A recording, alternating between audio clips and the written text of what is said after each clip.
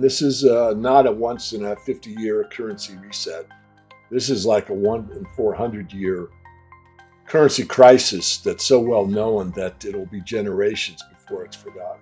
At the very top, it's manic panic. It's a manic situation. I've said over and over again that 90% of the move comes in the last 10% of the time. So if that's true and this market started in 2000 and 2025, what's 10% of 25 years? 2.5. And if that's 90% of the move, and that's not an exact term, but it's the idea of acceleration. If that trend continues, and I'm suggesting that it will, we could be getting to the top here very soon. The demand for industrial silver, the 1,000-ounce bars, is at a level that I have never seen before. And it's causing, in my view, or one of the main causes, to see a significant rise in the silver price. And the old adage, there's no fever like gold fever, is very true.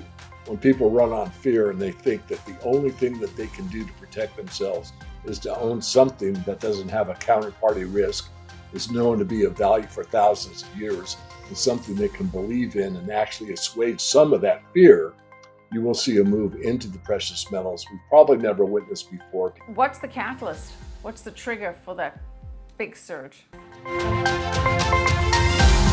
This is The Real Story with Michelle Makori.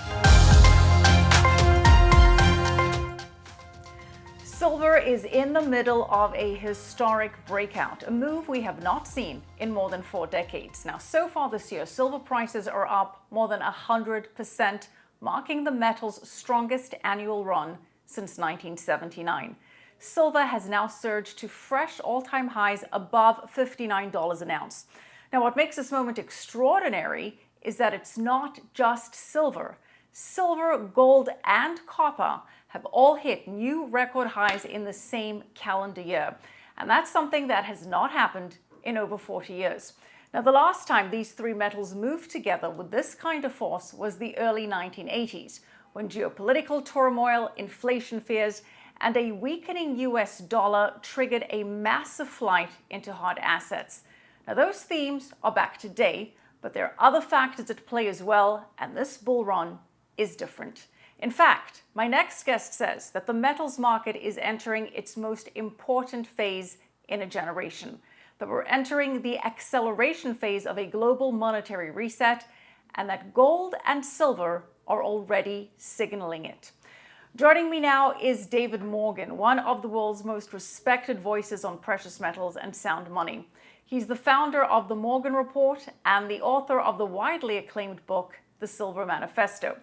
David is a globally recognized precious metals analyst and macroeconomist and has consistently warned that the global monetary system is becoming increasingly unstable, that fiat currencies face long-term debasement, and that precious metals will play a central role in a new financial system. David, good to have you with us. Thanks for joining us.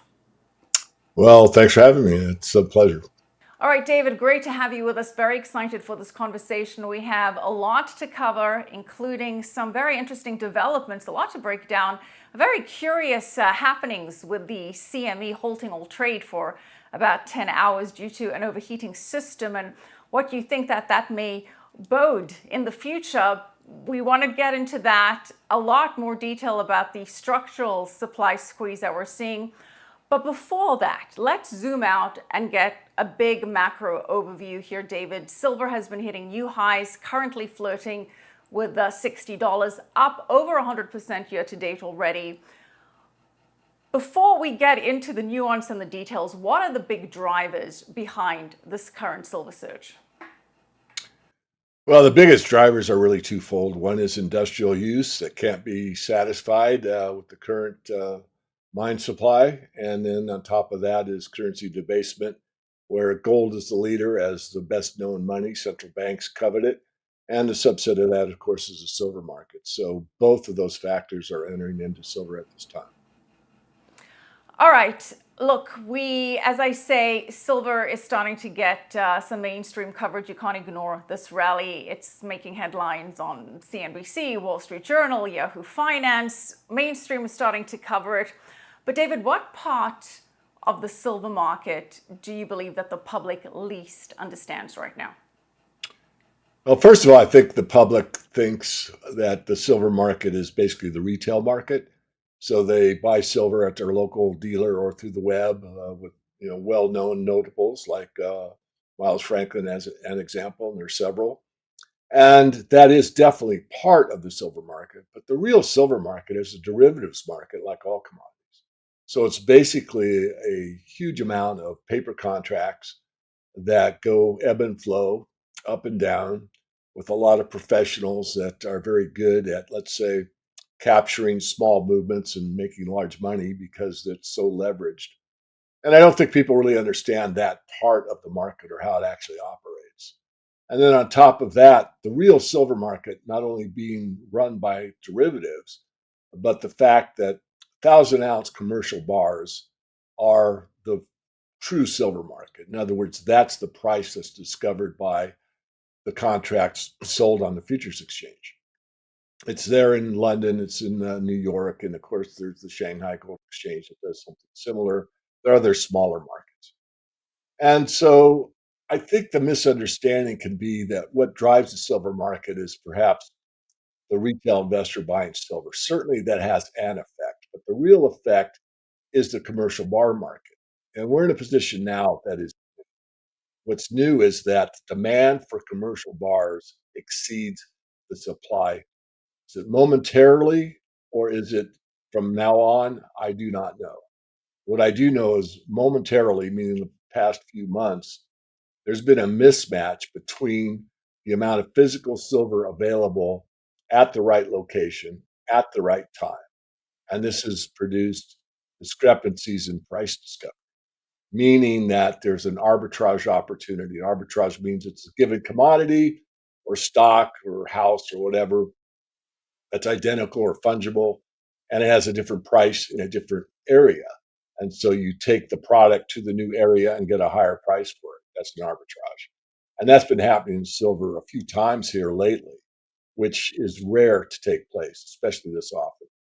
And we're seeing that reconciled perhaps momentarily, what's taken place here recently. I think the bottom line to summarize it, Michelle, would be this.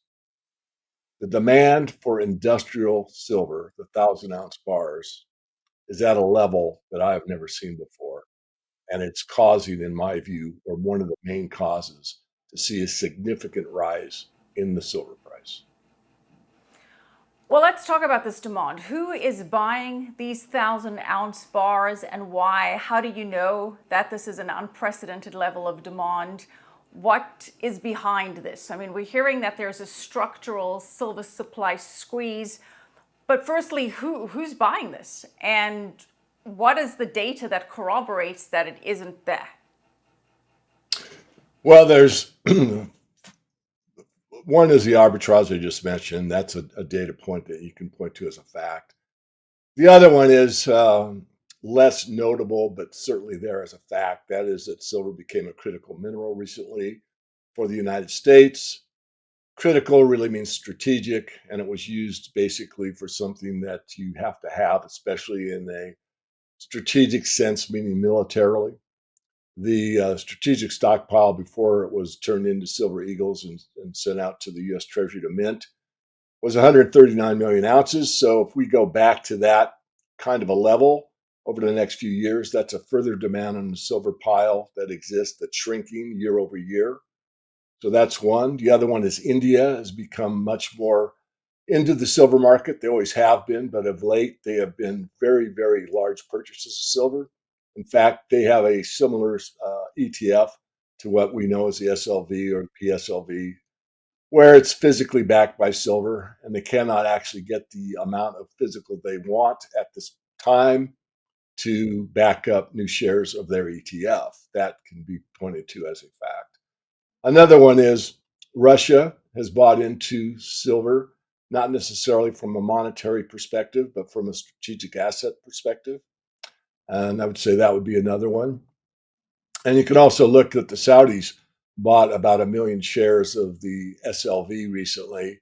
And of course, that sounds like a lot for you and I, but for them, I mean, 1 million shares is not very much. But nonetheless, it does show that there is a nation state willing to take a stake in silver, and that is not a first, but it's a first in this bull market.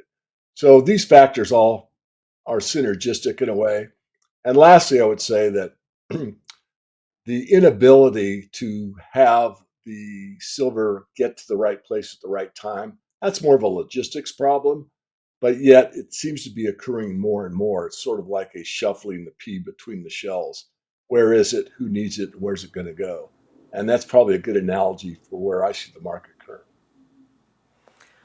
Okay, so I mean, you're talking about both. It sounds like a monetary demand from an institutional level, from governments, from central banks, as well as an industrial demand for actual applications for all the things that silver is used for, from electric vehicles to conductors to AI chips. Where is the demand strongest, though? Are you seeing or are you suspecting that there is a stronger demand for silver as a monetary asset here? Well, all markets move at the margin, as you know, and the margin for silver is at the monetary demand. But the industrial demand has gone up very, very rapidly. In the last 25 years, which sounds like a lot, but in human terms, but in monetary terms, it's nothing. So if you go back 25 years ago, 35% of the market was industrial demand. And at that time, we only mined 550 million ounces on an annual basis. Today, industrial demand is probably pushing 70%, and we mine 850 million ounces now. So think about that. The amount of demand 25 years ago was 30 of 50, so maybe a couple, 250 million ounces. Now, 70% of nine is like 600 million ounces. So that doesn't go away. Now, in a big recession or a global contraction, it could mitigate it somewhat, but not that much really. Now, the calling card is the monetary demand. And that's where the retail has backed off. I just checked again today with a couple of the big wholesalers, and they're still buying back more silver from retail than they're selling. But bigger institutions, as you outlined, Michelle, are buying silver for monetary purposes. And the industrial demand, I think, is where I've talked about for years, which means when that point in time happens, where industry and monetary demand come together at the same time, we are going to see an explosion in the silver price. And it's basically more industrial right now, I'd say, than monetary, at least from the retail side. But both demands are there and accelerating. And this is something that in a very small market like silver, you could see these extreme moves, which you've seen the last 3 or 4 days, where we go from, it hit 54 and it comes right back down to the 50-day moving average. And then all of a sudden it goes past 54, we're sitting near 60. And that's the silver market. And look, it is a thinly traded market. There's always been tremendous, I don't even want to say speculation because it's fact that there's tremendous rehypothecation when it comes to silver, that there is so much more paper silver than physical silver out there. And we did have silver in the middle of a very strong rally on Friday. And, this kind of made alarm bells go off, because as silver is in this rally, we had the CME, the Chicago Mercantile Exchange, going dark, going down. We had trading across futures, currencies, gold, silver, all freezing because of what was cited as a cooling failure at a Chicago data center, one of the longest outages that the exchange has seen in years. And it hit right as silver was surging, a holiday, the day post Thanksgiving. So granted, things were perhaps a little calmer than usual, but a lot of people in the silver community immediately said, David, that silver just broke the casino. What do you think actually happened here? Do you think this was a technical failure? Do you think the timing could reveal something deeper about pressure building in this market? What's your read on this? Well, first of all, let me state for factual accuracy, I don't know exactly. However, the cooling system that they purportedly failed has a redundancy of like 2 or 3. I mean, it's a financial market that needs to be up, and it wasn't just silver that failed. It was a lot of derivatives that were unable to be traded in that 10, 11-hour time frame. I think someone pulled the plug is what I think. Can I prove it? No. but it's highly unlikely that the redundancy, the way that system is built, wouldn't kick in something else and keep that cooling system going. So I don't really buy the official story. I also have to look back in the history, Michelle, see all the times, for example, the head of the CFTC comes out and literally says in the public that we need to tamp down the silver market. I mean, these are supposed to be objective realities, and his job is pretty much well known in the public domain that they're supposed to be a fair, free, and open market. And yet he has the ability to tell everyone they need to tamp down the silver. And that's one example of several, not too many come right to my head at this moment in time. But there's been a lot of interesting things around the silver market for decades and other markets as well. I'm not trying to single out silver, it's just that silver gets a lot of attention. So on that basis, I'll just leave it there. I've made my case of what I think.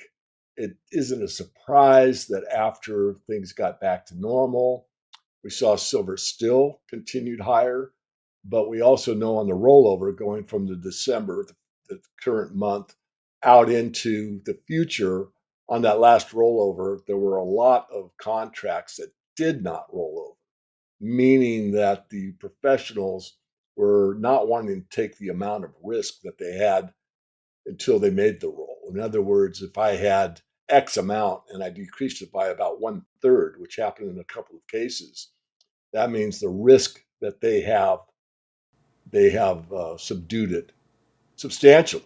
And that makes sense because if you're short in this market with what we're talking about, I would reconsider that position. So, look, I guess, I mean, this is all speculation. You're not an engineer on site at the Chicago data center that overheated. You haven't personally checked that there are extra cooling systems, although one would think that they are and that there certainly should be. That could be verified. Yeah, go ahead. Sorry. Has that been verified that there are? Yeah, they have to be redundant. Yeah. So I guess apparently those didn't kick in either. I don't know what's the official narrative on why those didn't kick in. Do you know? That has not been addressed to my knowledge. It should be. Right. I mean, look, the silver market, as you've said, has a long history of, well, for lack of a better word, manipulation, whether we term it spoofing and fine a JP Morgan, or whether we take a look at the fact that, as again I said, that the paper silver so far outweighs the actual physical silver. There's always been question marks when it comes to the silver market.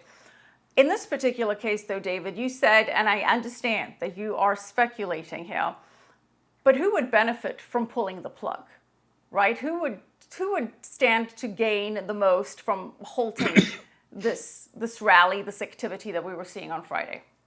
Well, the CME, the Mercantile Exchange themselves, if they had members that were short silver or needed a certain amount of physical or whatever, if you pull the plug, it gives them time, kind of gives them a strategic advantage, you might say, to be able to like stop everything, pause the market for a while, go back and forth amongst themselves and say, wait a minute, here's what we can do. We can make a phone call, get with our buddies at the LBMA and make a swap. We could do that with maybe the Chinese market or the Japanese market or what have you. I'm not saying any of that took place. I don't know. But it does give you, again, that pause that refreshes. You can do things, or maybe there's a big trade that was about to go through or something they want to cancel.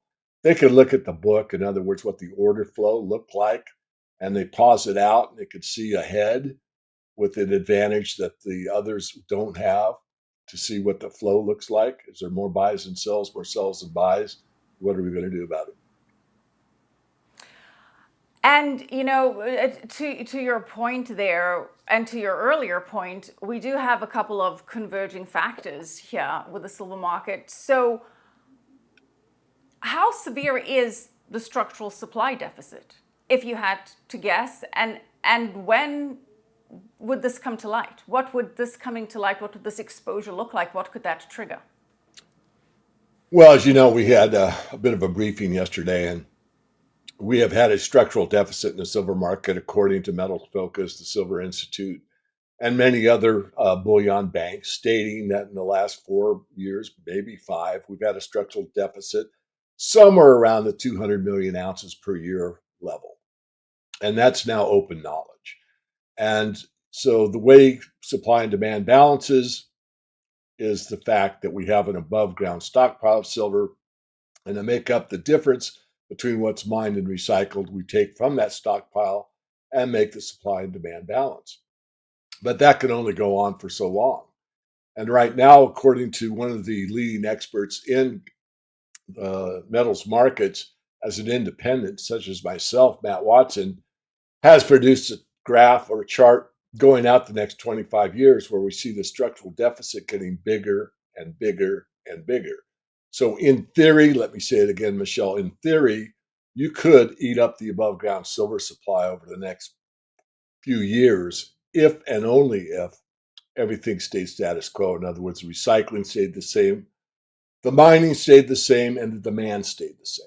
But that is fairly likely. And because of that fact, any added demand, such as monetary demand, could accelerate what we've already seen as a mass acceleration in the past few days. Again, I'll repeat myself, but it bears repeating.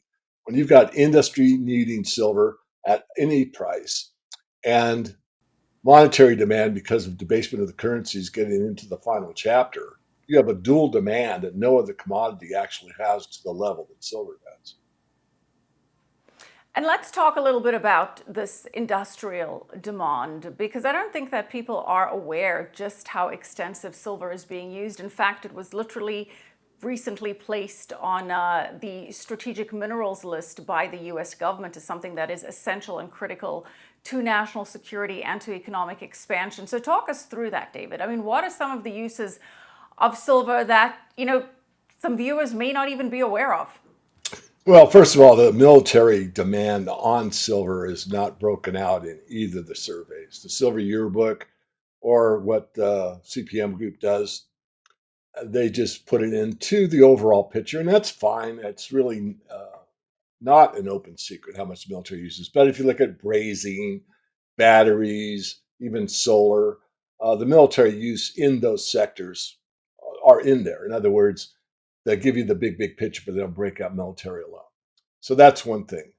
The other one I think is that many times there are silver uses that are um, done by what I call burrow mining. I mean, there's some mining that goes on independently that is off the books, but it's really not that big.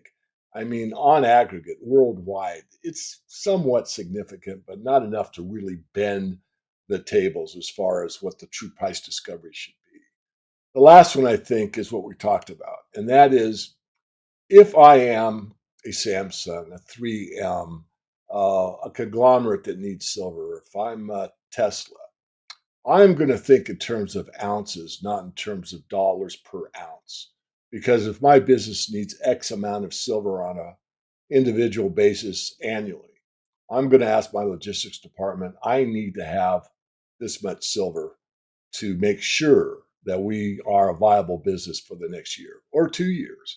And I think once that starts, and perhaps it started, then it's kind of a follow the leader game.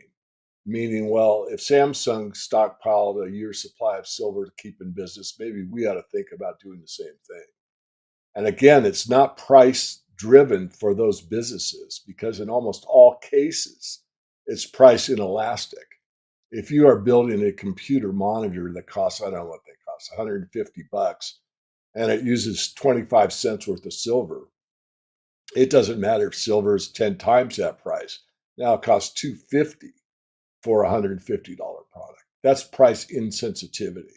And again, that's true in almost all forms of silver use in the electronics or electrical world. And a lot of appliances, washing machines, computers, you name it.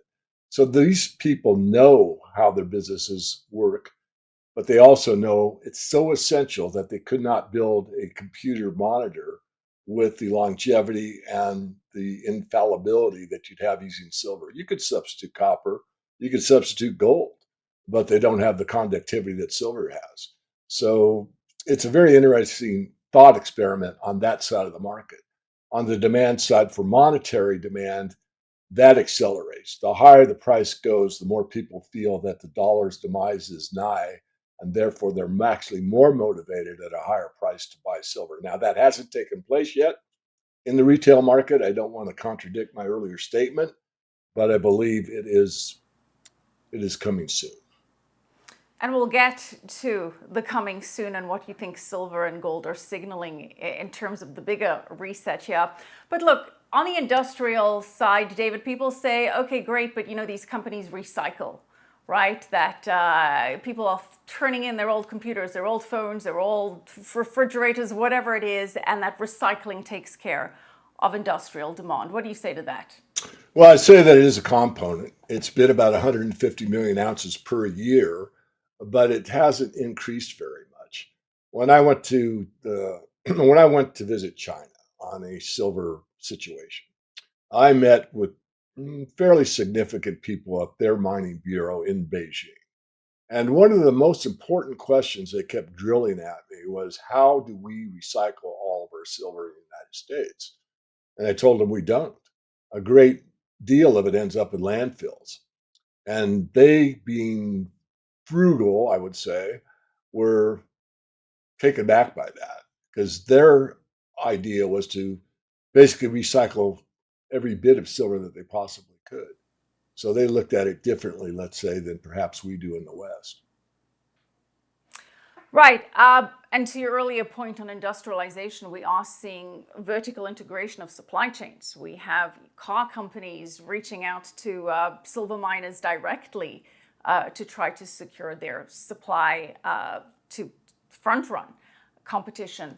We had Rob McEwen on the show very recently, and he's seen that kind of development, with his mines, McEwen Inc., where you've got Stellantis and other vehicle companies going straight to the miners to secure silver supply, a trend that I believe Elon Musk initiated. So we are seeing this geopolitical race for resources on a national level, on a sovereign level, and on a big global corporation level. I do want to move on and get your thoughts on some other interesting, shall we say, speculation that's been making the rounds recently. Again, nothing verified here, but there is some talk about JP Morgan's precious metals trading operations moving from New York to Singapore. This remains unconfirmed. There hasn't been any verification of this claim. No official statements from JP Morgan or any relevant regulatory bodies to substantiate this. But what's your read on this one? Well, I'm glad you said it. It hasn't been verified yet, but you could play into the relocation. The environment for precious metals trading in the U.S. has become more complex with all the spoofing scandals and regulatory oversight. So shifting to that area would probably provide them a better access, let's say, to what's going on that side of the world. Not that they don't know, but private buyers in Asia can make Singapore more of a strategic base. We talked about that before. I think that you're going to see most of the metals trading over time move from west to east. From a contrary hard money perspective like yours, could be interpreted as an early confirmation that bullion, physical metal demand, and storage is migrating, as I just said, toward jurisdictions that are more aligned with a pragmatic bullion ownership rather than a paper promise paradigm. Right, paper promises exchange, physical exchange, that's certainly the trend, and we're seeing that with the Shanghai Gold Exchange, where we know China is courting other countries' central banks to leave their gold with them if they're going to leave it anywhere. This kind of stuff, just goes to accelerate that bifurcation of the global monetary system, exposing potentially that the West has paper promises while the East tries to position itself as having the real asset underneath. And I'm going to use that to go to my next question, David, because you have said that we're entering the acceleration phase of the global monetary reset. I believe you said 2 to 3 years is where you're at, and you're seeing gold and silver already signaling that. Correct me if I'm wrong. Break that down. Is that your timeline, and what do you mean by that? Well, we have been in a secular market since basically the year 2000 for gold and 2003 for silver. And we've gone from 252 gold to 4,400. It's backed off somewhat. But all markets move basically in three phases up or five overall legs. There's an up phase, a down leg, an up phase, a down leg, and a final up leg. We're in the final up leg. I just had one of my clients ask me this very question, and I explained to him that in the acceleration phase, you will see, as the name implies, larger movements rapidly. And obviously, the market's going up, doubling in a year is something you haven't seen in silver until the final phase of the earlier bull market that went from basically 1970 to 1980 in gold. And I would argue from 1966 or 65 to 1980 in silver, because silver was basically demonetized out of circulation in 1965.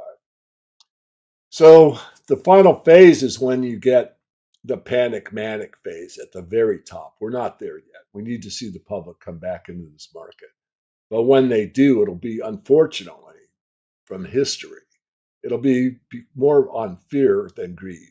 It'll be fear that the dollar's losing value, fear that I don't have enough for retirement, fear that my pension plan won't be there, fear that my IRA is going to be taxed beyond what they originally said. I mean, there's all kinds of things I can make up, some of them legitimate, some maybe out in the weeds. Nonetheless, the point being that fear drives a market harder than any other emotion. And I don't like to see it, but I do know the markets. And I do believe that's what we're going to see within the next couple of years. And many people say, well, the silver deficit that we've talked about will guarantee, well, they haven't used the word guarantee, suggest strongly we have a 10-year bull market. On fundamentals, I agree with them totally. But being a student of the market since I was a 16-year-old kid, I'm well past that now. We're in the acceleration phase, and it doesn't last long. We get a big movement in a short amount of time, and this is what we've already entered. What's the catalyst? What's the trigger for that big surge? It's fear. It's that people think that their currency is going to become worthless. You know, as we debase the currency, it becomes worth less, and it's worth less, and it's worth less. And then there's the fear it's worthless. And when you hit that psychology, the real move in inflation, people base it on, how much money has been created. And that's part of it. I mean, as a strict Austrian, that's the exact definition. But the true meaning is the psychological factor that cannot be overcome. When 1%, 2%, it doesn't take a huge percentage of the population believes that their currency is going to fail and I've got to buy something of value to maintain my purchasing power. When that moves into the US dollar, and it has, but not to a big degree yet. When that takes place, you really can't undo that psychology.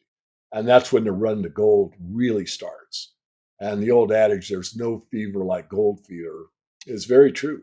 When people run on fear and they think that the only thing that they can do to protect themselves is to own something that doesn't have a counterparty risk, is known to be of value for thousands of years, and something they can believe in and actually assuage some of that fear, you will see a move into the precious metals we've probably never witnessed before, because we now have the internet, instant communication, and easy access over the web to purchase precious metals. That didn't exist in 1980. What could be the tipping point, though, in terms of another round of QE, in terms of some kind of statement, a banking sector collapse? What scenario could actually be that tipping point that accelerates the fear? That's a likely scenario. Yeah, there are several. Maybe they aren't all that likely, Michelle, but I'll do my best. I mean, I remember when Barings Bank went down, and I don't know how old I was, probably my 40s. And I thought, aha, that's it. Barings Bank, I mean, that bank was around forever. Nope, it caused a little blip. Um, a war breakout or accelerating, like what happened in the Middle East during the Bush administration. Is that a catalyst? No, it causes a small blip. But I think it could be a very minor thing this time, because the market is in this acceleration phase and more or less looking for almost any excuse.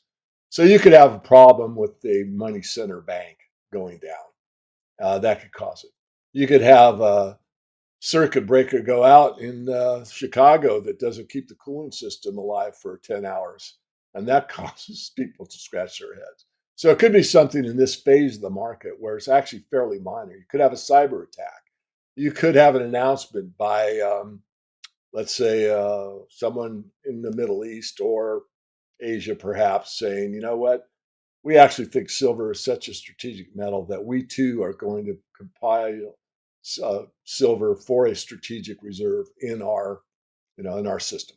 India is going to do it, or someone else. So there's a lot of factors that may not have packed very much punch in the past, but at this certain juncture that we are now facing, they could have much more meaning than they would have, let's say, in years gone by. And in terms of a system reset, though, because that is something that you've discussed, certainly nothing that anybody is rooting for, at least I'm not rooting for that, but because sure, it'll be good for my gold and silver portfolio, but the ramifications would be quite horrific. You have said that timeline is approaching faster than we anticipate as well. Well, most thinking people don't want it. China has been the beta test for a very long time. For all practical purposes, the Chinese have been on a digital only cashless society for a very long time. And it worked very, very well. Almost anyone in the cities of China basically use their phone with Tencent or WeChat to make a transaction. And it's all monitored, it's all known, and it works very, very well. So that's basically the system that the globalists want for the new monetary system. And I think that the idea of having a central bank digital currency or a private version of a central bank digital currency is pretty much just around the corner. And in that case, I'm not certain that you'll see it tied to gold, although it could be. My take still is that the initial rollout will be without any tie to anything. In other words, MMT, modern money theory. We know through monetary policy, we could control the value of the money. And there are these digital units, and you get them by universal basic income, or you earn them at work. And they'll see how the system moves forward with that idea. If that idea fails, then I think the banks will quickly mitigate that issue and bring gold into the picture and say, okay, we're going to base it on the tokenization of gold, and the new unit is backed by 40% gold or whatever. And of course, that's going to be extremely hard for people like myself to buy into because it's just rhetoric from the political class that I don't trust. But nonetheless, I think it would work on the general population. Hang on, I want to dissect what you said here, because central bank digital currency, something that I've long discussed, because it is programmable currency issued by a government central bank that can be tracked. Every single transaction can be monitored and tracked and controlled, meaning that they can tell you when you can and cannot spend that currency and on what. And we do know that the People's Bank of China has been leading the experiment with it, with the digital yuan, which, as you said, is tied to a social credit score. You can't get more dystopian or Orwellian than that. But you're saying that the banks, are you talking about retail banks here? Are you talking about central banks here tying it to gold? Are you looking at it on a national level? Or what is the scenario that you see? On the one hand, you have the de-dollarization trend, the bifurcation of the global monetary system, and China positioning itself as an alternative with an alternative financial architecture with gold as a settlement layer there. On the other hand, it sounds like you're saying there'll be a crisis within the United States separate from the Chinese showing their hands that could preempt a CBDC as a solution. Break that down for me. Well, I gave a lecture over a year ago at the 50th anniversary of the New Orleans Gold Show, and my talk was nothing to do with precious metals, really. It was about the new monetary system. And everything I did during that lecture was factual, taken off the BIS, the Bank of International Settlements website. And going through that and simplifying it to the best of my ability, basically talked about how the new system would be basically a CBDC, and that would be run without gold. And then I said that if you go back in the history of the BIS and you are a member bank, when you report to them, they looked at one thing and one thing only. They looked at how much gold you had. They didn't care how much U.S. treasuries you owned. They cared about how much gold you had. Now, is that still true to this day? I have no idea. But I do know going back 30 years, that's how they did their accounting. So that suggests to me that if the BIS is running the show, and they do, that all participants, which is basically all global banks that were within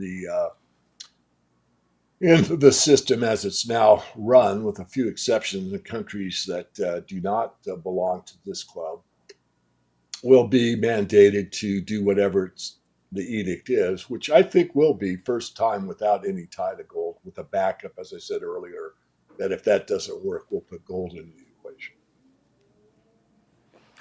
Okay. On the gold front, you've made some interesting points. You've pointed out in one of your newsletters that we've got the big Wall Street names, Ray Dalio espousing the virtues of gold, saying stock up in gold. Morgan Stanley's Michael Wilson, their chief investment officer, saying allocate at least 20% of your portfolio to gold. Pretty huge statements. Stanley Druckenmiller, Gundlach, the Bond King, all have made big, bold comments on gold. But we haven't really had any big comments from these major players on silver. Why do you think that is? I just have to guess, I guess. I really don't know.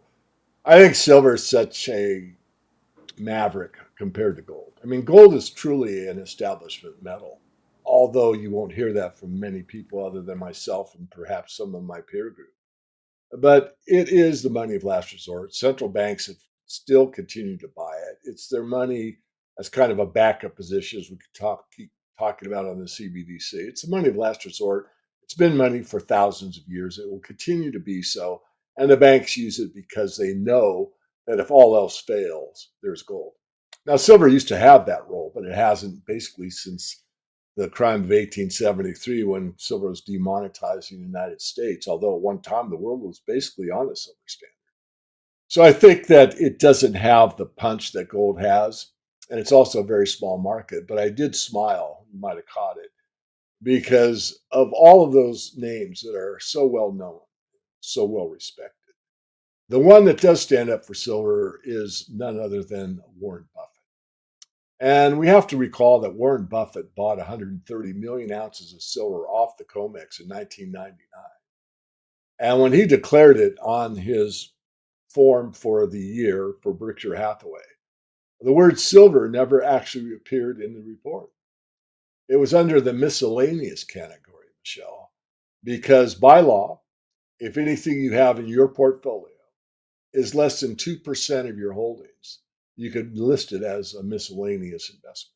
And that's exactly what Berkshire Hathaway did when they bought that. But let's look at the other side of the coin.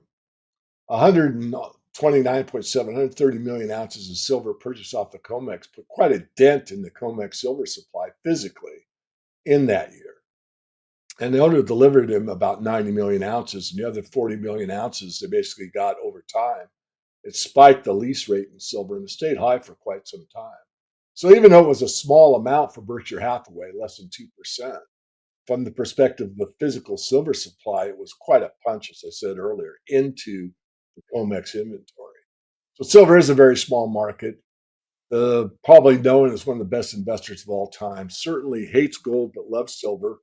Very seldom does anyone ever put the microphone in front of him and say, you badmouth gold very often, Mr. Buffett, but why do you keep buying silver? But I know why he likes silver. But I'll keep that to myself so we can talk about it on our next show. I'm going to have to ask you now, why does Buffett like silver? No, I really don't know. I think it has to do with the supply-demand dynamics are so intriguing. That it's such a small market that any one large purchase could certainly disrupt the market.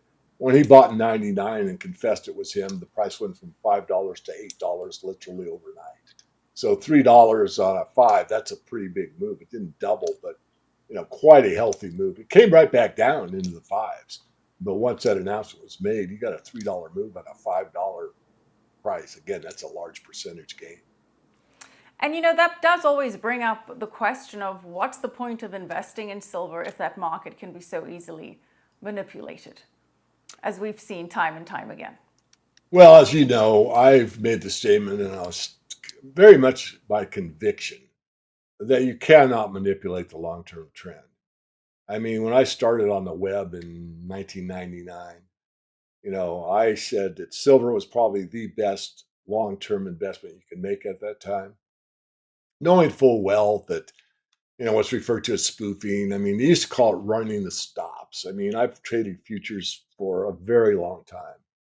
And it was common practice to run the stops. The brokers know who's got a position on and what their stop level is. And so it's, in my view, I call it pickpocketing. I mean, and that's just part of the way the futures market works.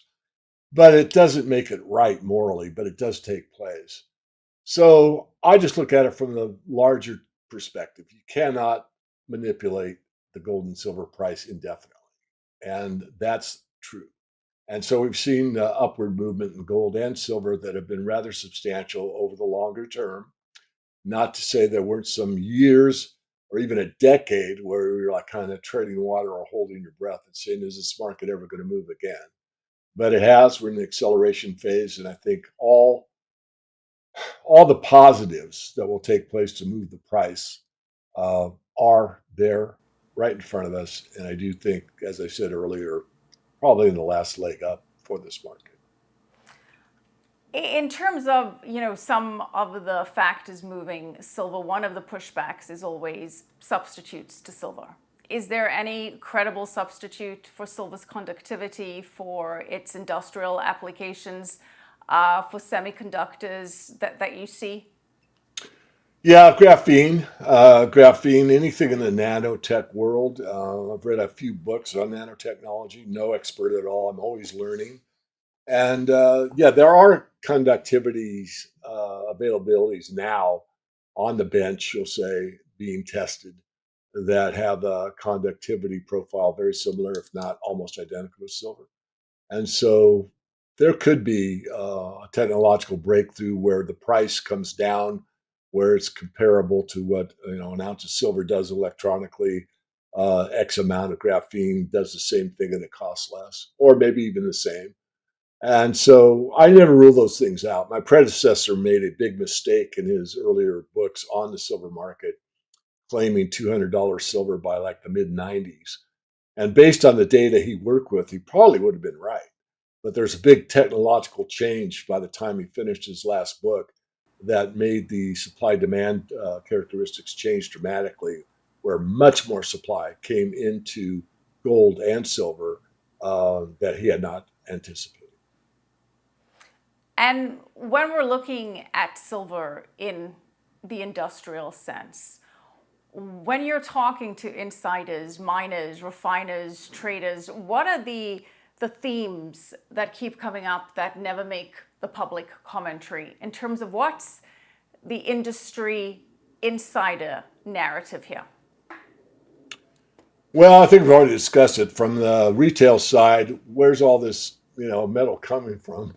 Discouraged holders or people that are finally taking a profit. That's part of it. On the industrial side, I think it's, I'm not inside the boardroom of Samsung or 3M or even a big jeweler like Tiffany's to see what they see. But I think just from anecdotal evidence that we have talked about this whole discussion, there is a demand there that is so strong that it doesn't look like it can be overcome very easily. And the demand is for physical metal in a way that we haven't seen in a very, very long time, perhaps if ever. And because of that momentum, the only real question at this point, if I was on the board of directors, is will it continue or is it temporary? If it's temporary, then you can kind of sweat it out, play your paper games, maybe get the price under control again, take a big sigh of relief and move forward. On the other hand, if it looks like it's systemic and that it's going to continue and that there's going to be, let's say, fight for the last pile of silver to keep you in business, and we see the retail and institutional investment side come in droves, then we could see something that I have anticipated. And this is not a once in a 50-year currency reset. This is like a 1-in-400-year currency crisis that's so well known that it'll be generations before it's forgotten. Before we get into the currency crisis, on the industrial angle, David, what about a recession, right? I mean, there's concerns about the economy. I know you've written recently that you think a recession is practically baked in.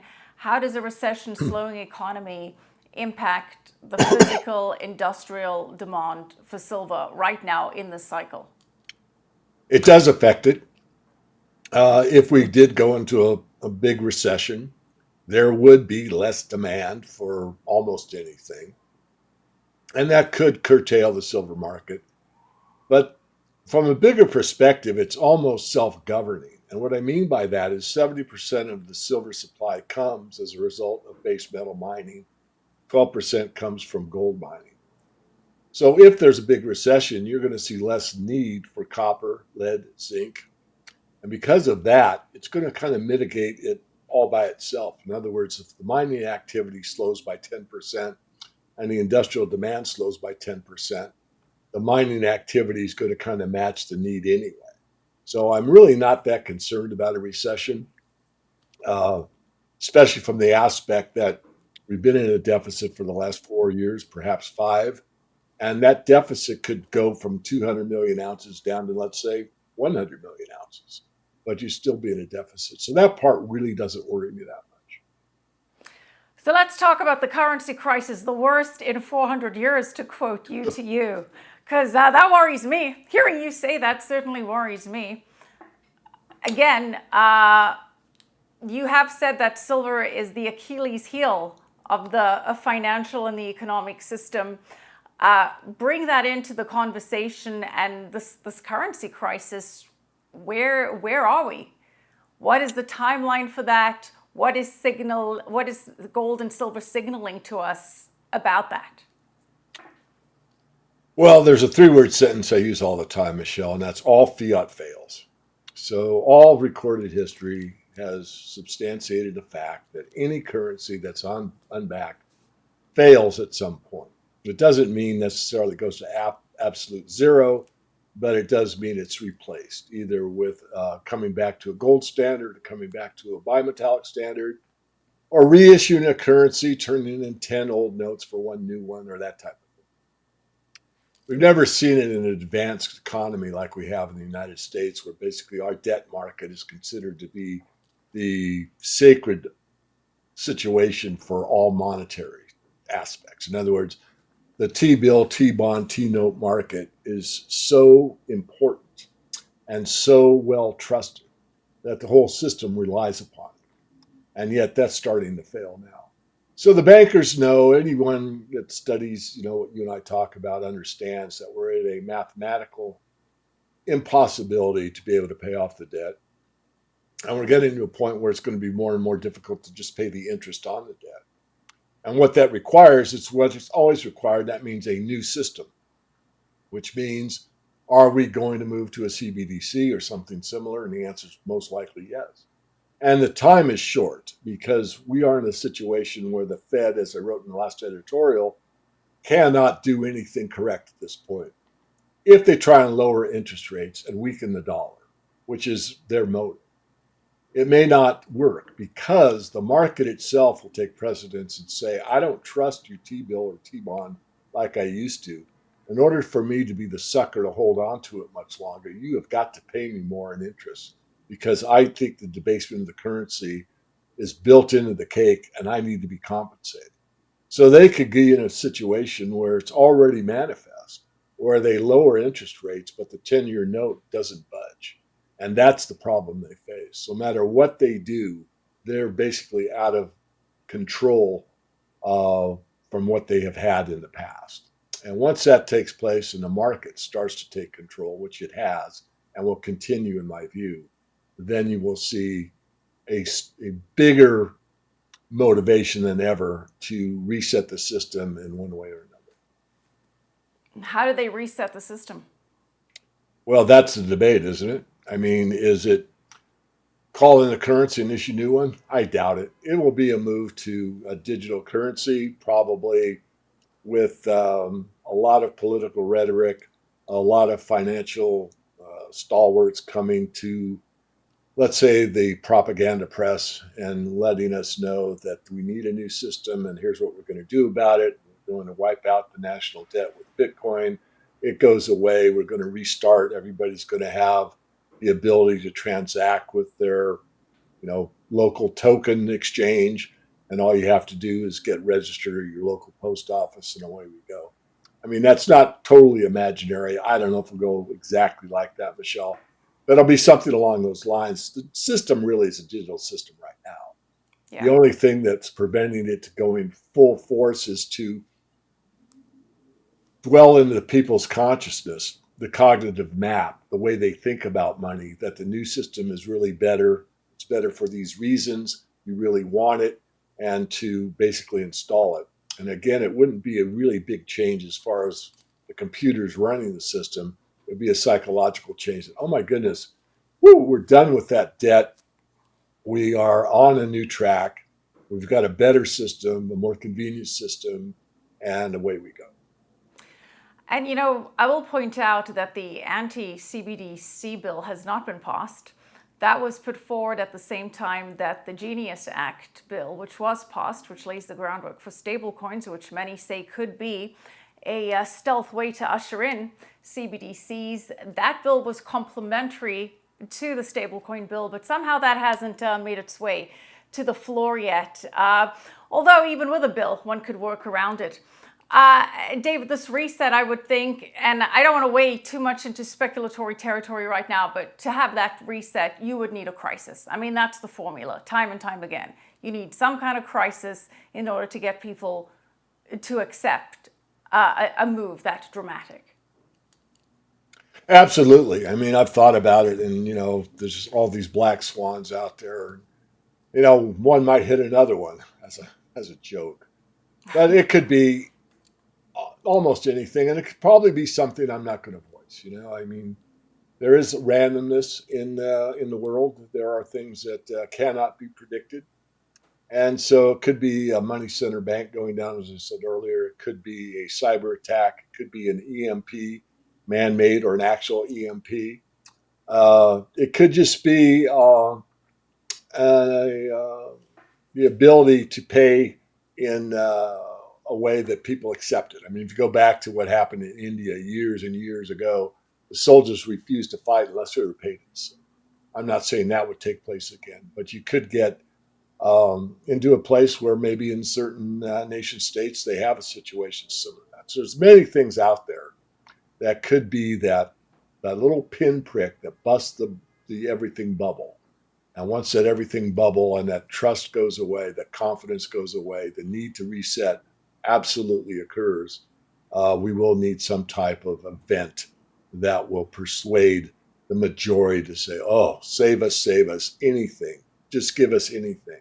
We'll take it. A bleak prospect, indeed. Let's hope it doesn't come to that. But in terms of currency debasement and declining purchasing power, I mean, that we're seeing, and both of those scenarios make the case for holding physical gold and silver. David, as we wrap up here, what is your outlook for silver in terms of pricing? And we'll start off with a nearer term outlook. Silver in the next 6 months. Yeah, I see silver probably making over 60 this year. I mean, we've got 1 month left. We could probably get another couple bucks on it here within the next 4 weeks. Longer term, I do still think we're in the acceleration phase. So if we top out in a year and a half or two, I don't know. I mean, I'm on record in 2003 putting in writing that I saw $100 silver this time. And that was when silver was at at $5 or a little under that. So I was looking for a 20-fold increase from the year 2003 to wherever it ends. I don't know. Price predictions are so difficult because there's so much funny money out there that might be seeking a safe haven that's really hard to anticipate or calculate. But I do think when the mainstream media puts me back on CNBC, you might be consider selling some of your silver holdings. But I would say on gold, I think 5,000's a gimme. I think it'll make it to at least that level. Could it make it to 10? Yes. Could it make it to 20? Yes. Um, In what but time frame? Oh, I'm still looking at, near term. I'm looking at acceleration phase. I mean, you may have heard me. I don't know how much of my podcast you've heard. I'm sure you're very busy, but I've said over and over again that 90% of the move comes in the last 10% of the time. Mm-hmm. So if that's true, and this market started in 2000, we're in 2025, what's 10% of 25 years? 2.5. And if that's 90% of the move, and that's not an exact term, but it's the idea of the acceleration. Look at how long it took to go from $2,000 gold to $4,400. Look at how long it took to go from $30 silver to $60 silver. Not long. If that trend continues, and I'm suggesting that it will, we could be getting to the top here very soon, especially with what I wrote in the editorial that I sent you. We're at a point where the Fed is basically losing its power. It's becoming more and more powerless over the financial markets. And the markets themselves are valuing what the US dollar is worth today, tomorrow, what its collateral abilities are, and how much you have to have the banks of last resort, the Fed, buy back bonds, notes, and bills that no one else wants. So in that landscape, we're seeing that 10% move, the remaining 10% move happening in the next 2.5 years. Yeah, 90% of the move in the 90% of the move. Okay, yeah. So that's, oh wow, so that's when the real dramatic acceleration kicks in. So what is that? Is that $10,000 gold? What does that look like? Well, what it could look like if you go from, let's say, the breakout at 2,000, if you took a factor of 5, you look at $10,000 gold over the next couple of years. And the catalyst there would be? Well, at the very top, it's manic panic. It's a manic situation. There's no fever like gold fever, the run to gold.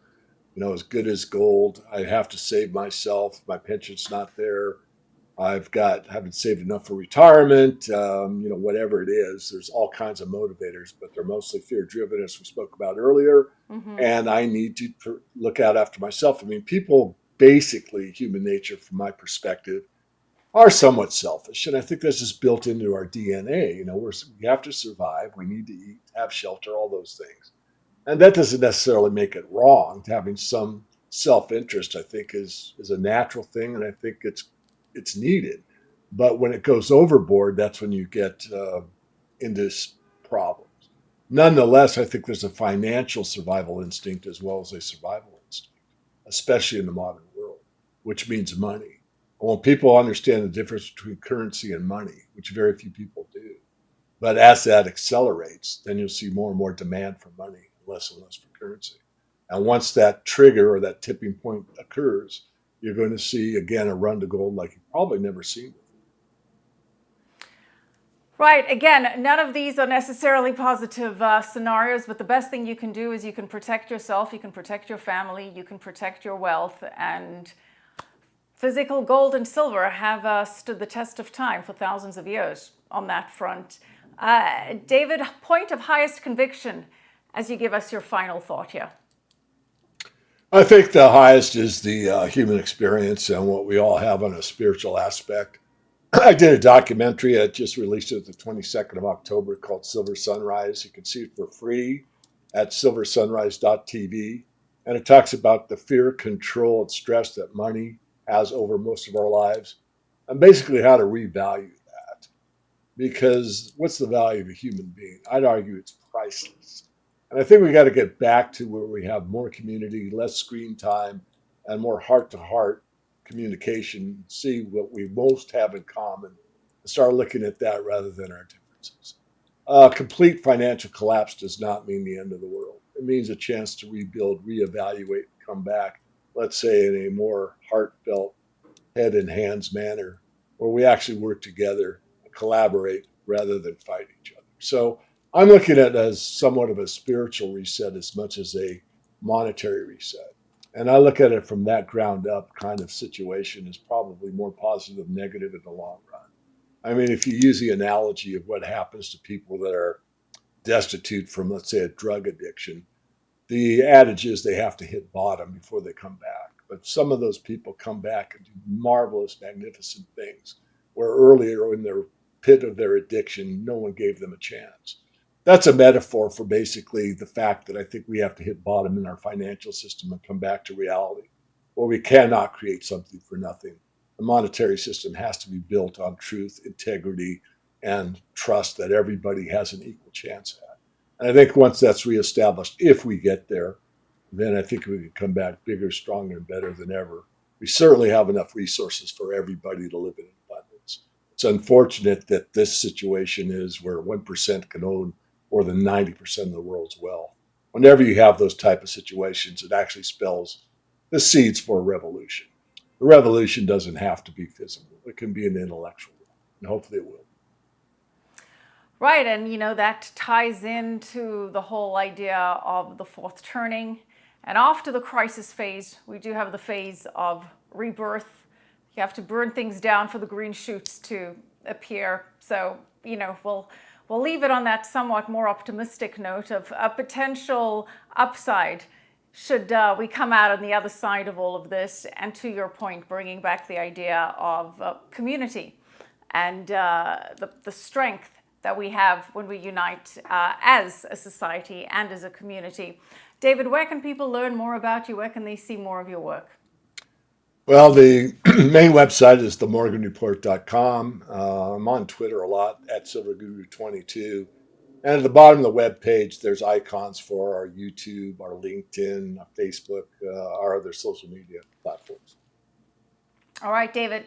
Thank you very much. Appreciate your insight. We'll have you back on again very soon. David Morgan, thank you for joining us today. My pleasure, Michelle. Thank you. And as always, a big thank you to you, our viewers. Remember to subscribe if you haven't already. And as always, feel free to leave your comments. Praise, whine, or just opine. We love hearing from you. For me, Michelle Makori, and the rest of the team, thank you again for watching. Until next time, stay sovereign. This is The Real Story with Michelle Makori.